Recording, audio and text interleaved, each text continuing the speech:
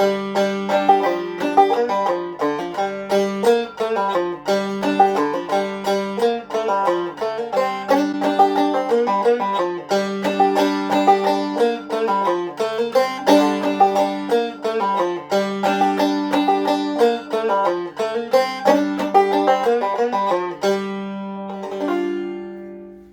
everyone, I want to continue our study of factorization, and if you remember last time where we left off, and I'd like to write these down, so the first thing we know is that PIDs have the ascending chain condition, right? So remember what that means. If you have an ascending chain of ideals in a principal ideal domain, then eventually it becomes constant and just repeats itself wherever. You can't have a strictly increasing chain of ideals in a PID, right? And the terminology also, we could say that PIDs are Noetherian. Also, there are these two observations I just want to remind you. That's actually where we left off. And so if we're working with principal ideals, so the first one was the ideal generated by A is contained in the ideal generated by B if and only if B divides A. And then the second one, the ideals are equal if and only if A and B are associates. Okay, so that's where we left off. It's probably the last thing you have written in your notes is that right there.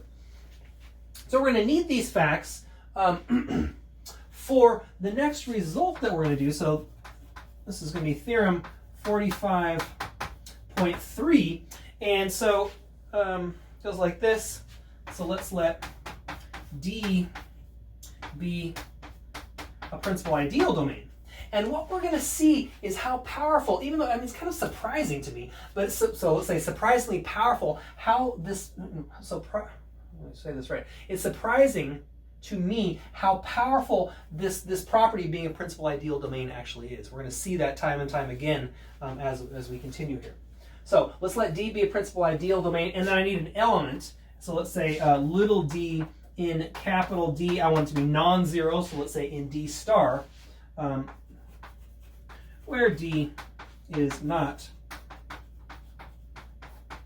a unit. Okay, so we've chosen a non-zero, non-unit element of a principal ideal domain, and then the statement goes, or the conclusion goes, so then there exist irreducibles P1 up through P sub n such that P is equal, not P, D is equal to, let me just write over here, it's a little too low for me to write, so such that D is equal to P1, P2 up through P sub n.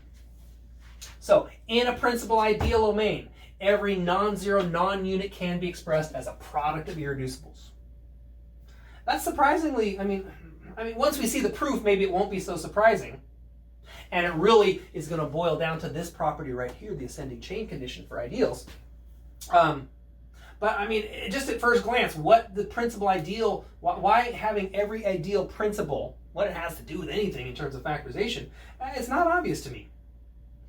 So, and another thing to notice here, so there's no uniqueness in this statement right here. We will eventually get a uniqueness portion to this theorem, but for right now, all we're going to do is we're going to show that non-zero, non-units always factor as a product of irreducibles in a principal ideal domain. So for the proof, so here's the way it's going to go. I'm going to choose, so I've got this element D, and I'm first going to show that it has at least one irreducible factor. So we first show that little d has an irreducible factor. And then once we've done that, then we'll produce all of them. All right. Well, it's possible that you started off with D and it was irreducible in the first place, in which case you're done. Right? So if little d is irreducible, we are done. All right, we've got our irreducible factor. Otherwise,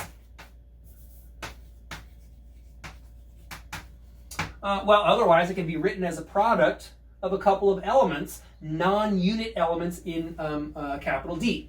So otherwise, there exist non-units say A1 and B1 in capital D, such that D equals A1 times B1.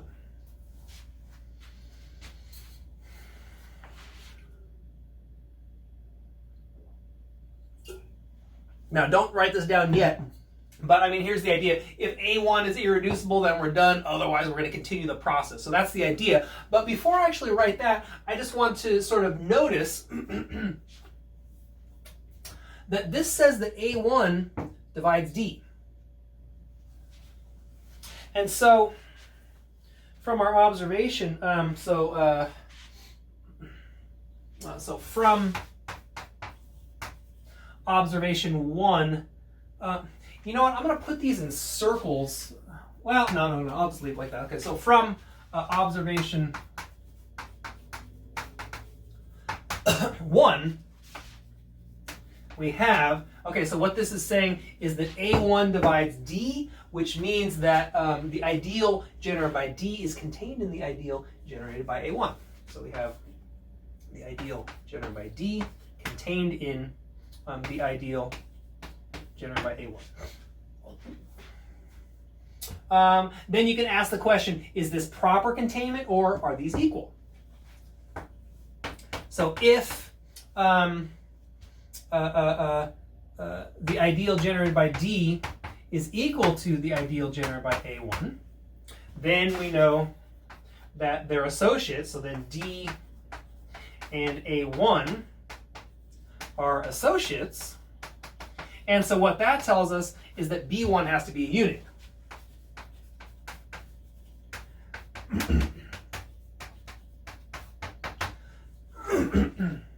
Which we said it's not, okay? And so, which it is not. And so what does that mean? That means that we couldn't have equality, which means that we have proper containment. So thus, we have the ideal generated by D is contained, but not equal to the ideal generated by A1, strictly increasing. Maybe you can see where this is going to go. So now, that sort of sets the stage, and now I'm going to say what I said a minute ago, right? If A1 is irreducible, we're done. Otherwise, we can split A1. So if A1 is irreducible, we are done. We've produced an irreducible factor of D. Otherwise, A1 is equal to A2 times B2.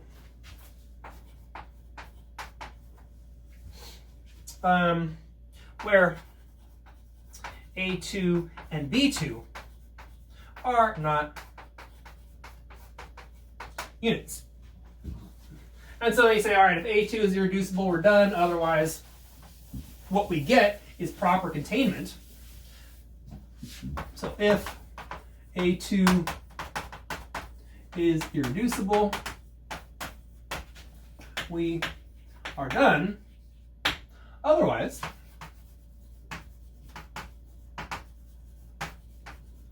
we have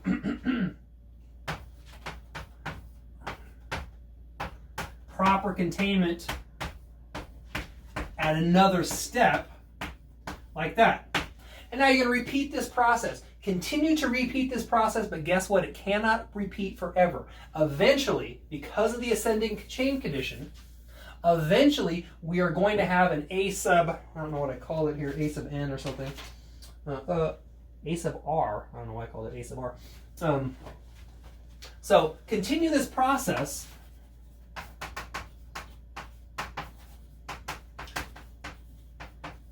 process, but it will eventually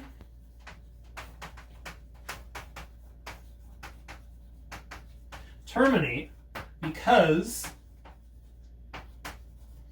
D has the ascending chain condition.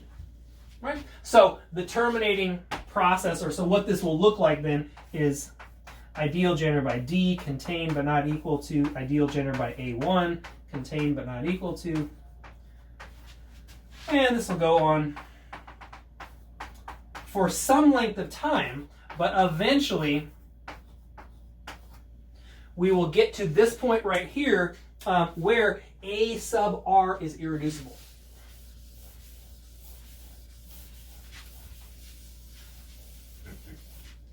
Where A sub R is irreducible.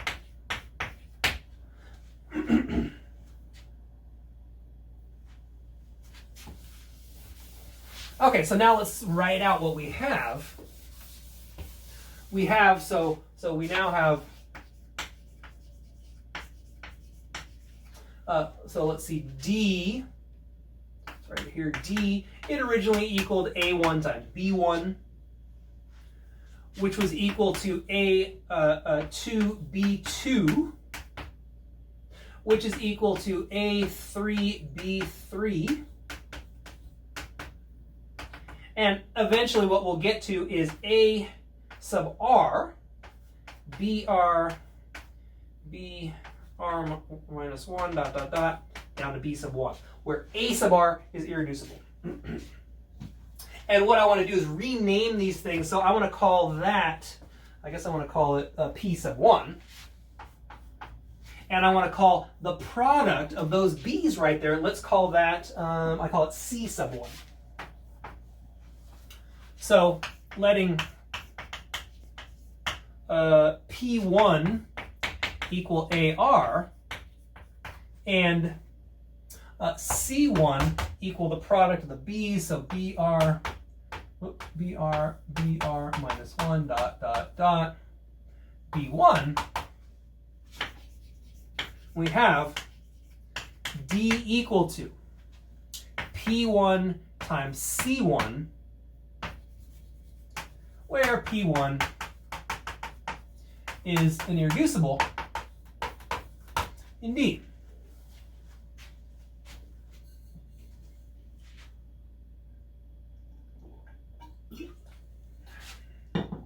Okay. So now, all right, we've got our first irreducible. Now is our goal, right? So now I want to sort of continue this process. So I'm going to repeat this process on C1. So we now repeat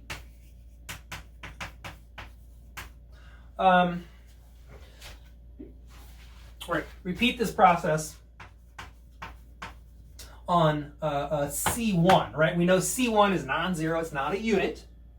So we can run exactly the same thing that we did on A1, right? So to get C1 equal to P sub 2 times C sub 2, where P2 is irreducible. Fine. Now, we want to make sure that this process stops. So continuing this process,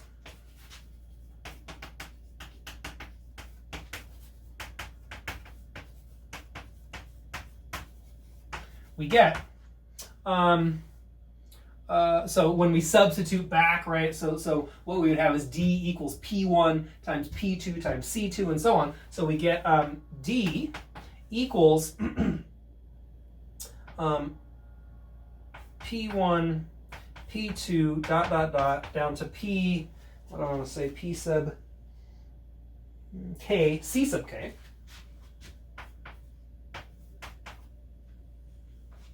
Now, this process also must eventually stop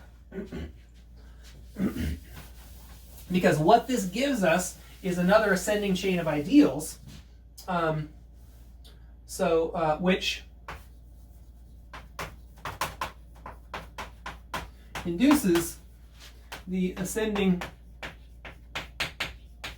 chain.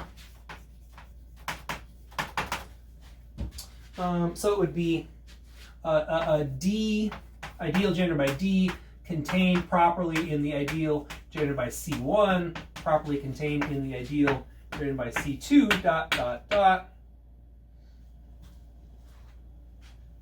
So at some point, this process has to stop where both P, let's say at stage N, both P sub N, I don't want to use the N, P sub whatever and C sub whatever have to be both irreducible, right? Because otherwise you'd get an infinite ascending chain of ideals, right? So since D has the ascending chain condition, this process terminates, and what we would have then is D equals P1, P2, P sub N, where all P sub I are irreducible. Okay, so it's not immediately obvious why the principal ideal domain is the property of being a principal ideal domain is what it is, but I think it's clear the ascending chain condition, that's really right what it is. So the fact that principal ideal domains have the ascending chain condition allowed us to continue to split D as a product and pick up an irreducible one at a time, but it has to stop eventually, right? You can't continue to split the C sub i's. Eventually one of these C's has to be irreducible as well.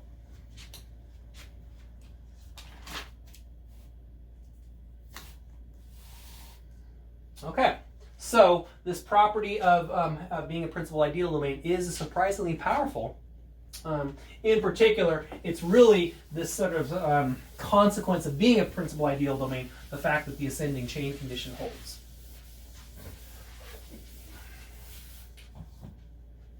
Now, let me see what time we got here. Okay, so let's prove one more theorem here. And once again, we're going to see a property of principal ideals, or principal ideal domains. So let's let D be a principal ideal domain. Then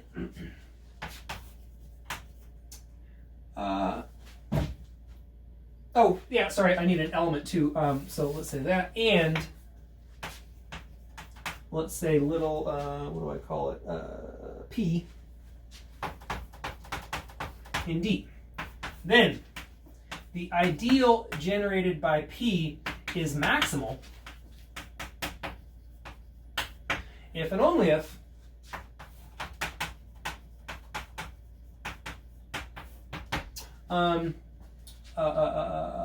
what do you think? Think back to our theorem back, I think it was in chapter 27 when we were dealing with polynomials.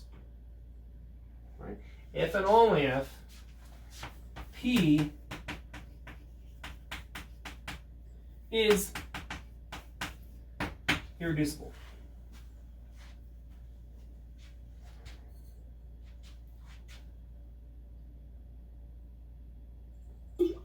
So that's I mean, it's an exact copy of what we proved for polynomial rings over a field. And so remember, polynomial rings are principal ideal domains. So this actually gives us a new proof of that same fact.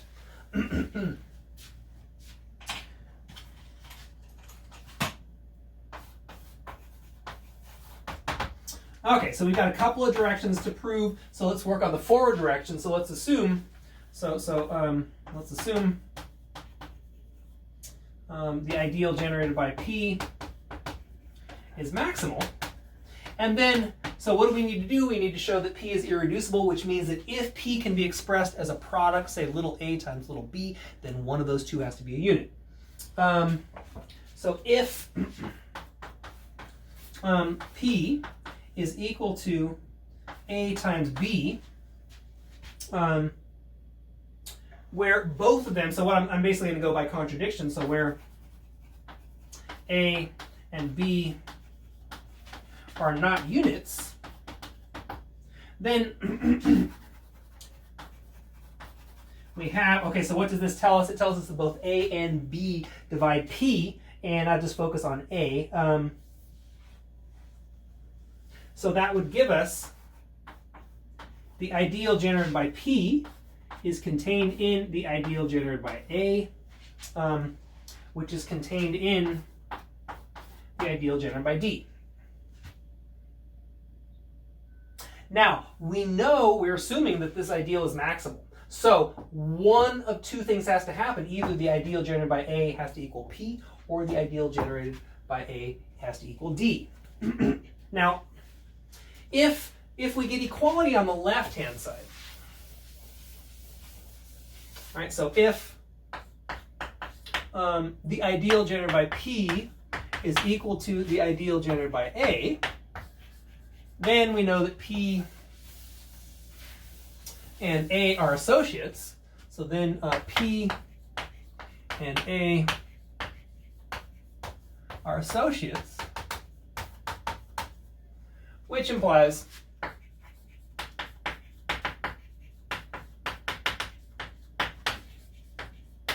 that B is a unit. But we already said that B is not a unit. So, okay, so now what must happen? If A is equal to D, or if the ideal generated by A is equal to D, then, well, okay, so then we know that 1 lives in D, which means that 1 lives in the ideal generated by A. So then 1 is an element of the ideal generated by A.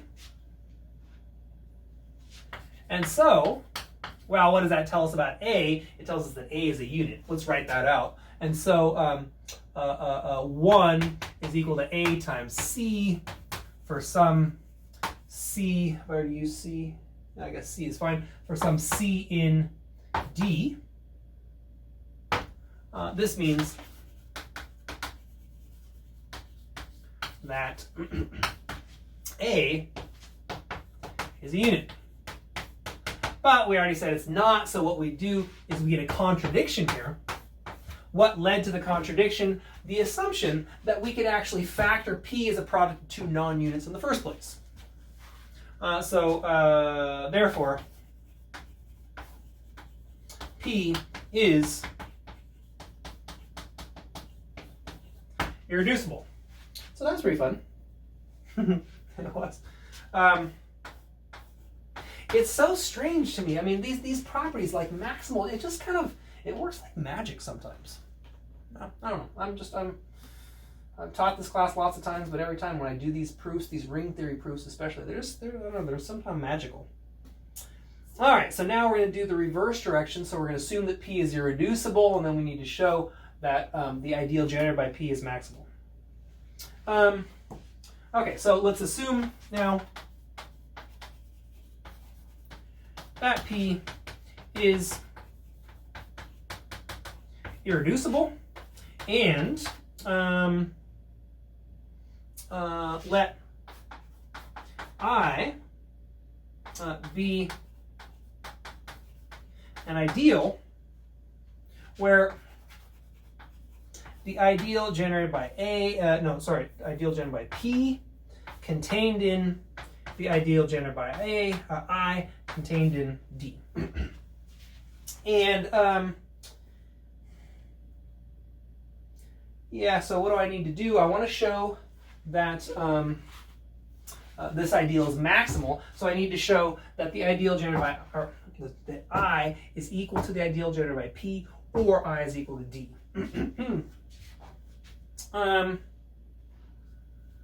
So what?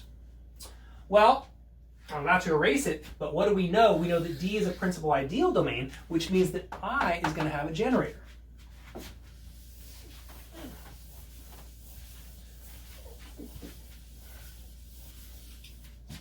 So since D is a PID, there exists some little a in capital D such that I is equal to the ideal generated by little a.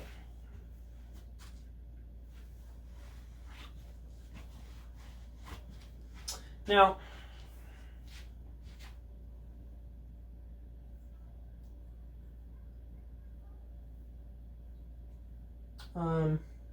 oh, right, okay.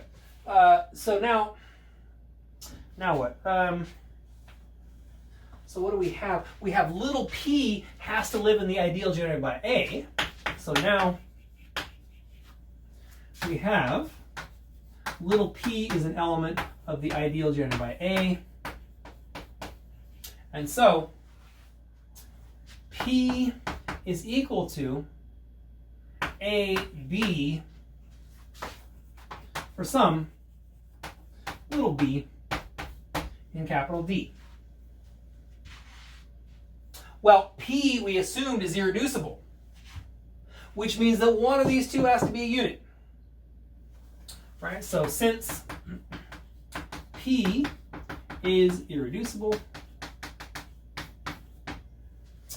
A is a unit, or B is a unit.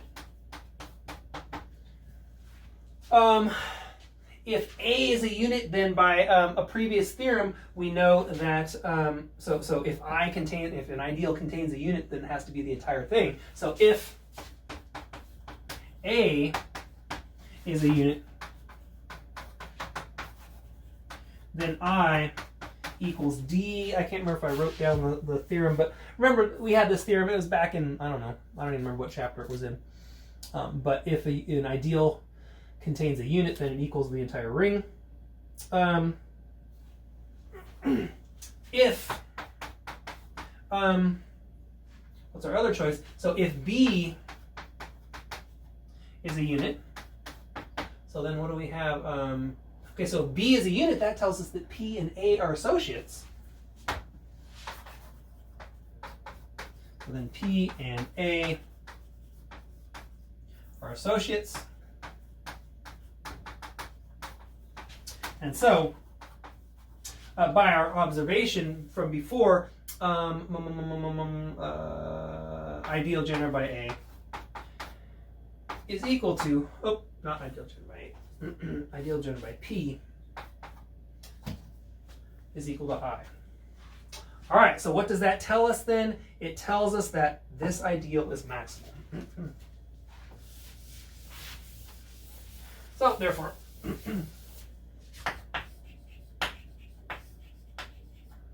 the ideal generated by P is maximal, so that completes the proof.